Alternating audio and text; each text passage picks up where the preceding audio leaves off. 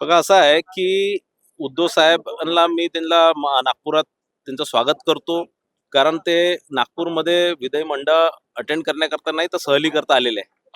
कारण ज्यावेळेस ते मुख्यमंत्री होते त्या 2.5 वर्षात त्यांनी नागपूरमध्ये एकही अधिवेशन घेतलं नाही आणि आज ते नियमाची गोष्ट करतात आहे. आणि नियमच्या बाहेर म्हणजे असा नियम आहे की विरोधी पक्षनेता करत असताना किमान 10% त्या पक्षाचे आमदार निवडून आले पाहिजे. म्हणजे किमान 29 आमदार निवडून आले पाहिजे तर मगच विरोधी पक्षनेता कोणत्या पक्षाचा होऊ शकला असता. आज त्यामुळे विरोधी पक्ष नेता होऊ शकला नाही आणि म्हणून मला असं वाटतं ते त्यांची खतखत पुढे येत आहे आणि ते या प्रकारचे वक्तव्य करत आहे. सर देशोन्नतीचे संपादक आहे प्रकाश भोज त्यांनी या सभागृहात जाण्याचा प्रयत्न केला. 2 वर्षापूर्वी देखील त्यांनी गॅलरीमधून घोषणा केली होती.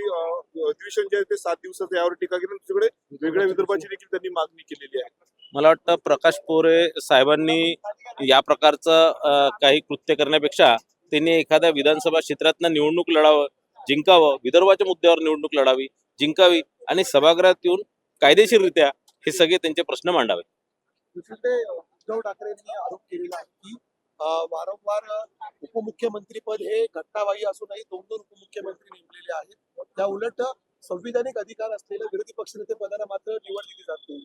मी आधीच सांगितलं की विरोधी पक्ष नेता करण्याकरता कोणत्याही पक्षात किमान संपूर्ण आमदारांची 10% संख्या असली पाहिजे आणि उद्धव ठाकरे साहेबांच्या सेनेला असणार किंवा काँग्रेसला ती करता आली नाही. महाराष्ट्र जनतेने त्यांना यावेळेस विरोधी पक्ष नेत्याचंही पद नाकारलं. कारण ज्या प्रकारे ते 2.5 वर्ष त्यांच्या सरकारमध्ये वागले त्या प्रकारे जनतेने एक या प्रकारचा एक बदलाच त्यांच्यासोबत घेतलेला आहे.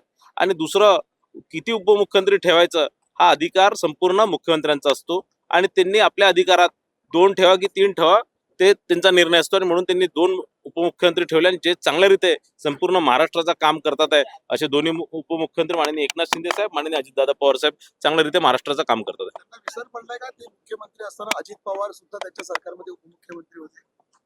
निश्चितच त्यांना विसर पडला असणार की अजितदादा त्यांच्यासोबत उपमुख्यमंत्री म्हणून काम केलं आणि मला असं वाटतं की थोडंसं ज्या प्रकार महाराष्ट्राच्या जनतेने शिवसेनेला आणि महाविकास आघाडीला नाकारलेला आहे, ज्या प्रकारे मोठ्या प्रमाणात पराभवाचा सामना त्यांना पाहायला मिळालेला आहे, मला असं वाटतं एक पराजित मानसिकतेने ते इथे आलेले आहे आणि आपलं जे फ्रस्ट्रेशन आहे ते या माध्यमातून बाहेर काढत आहे.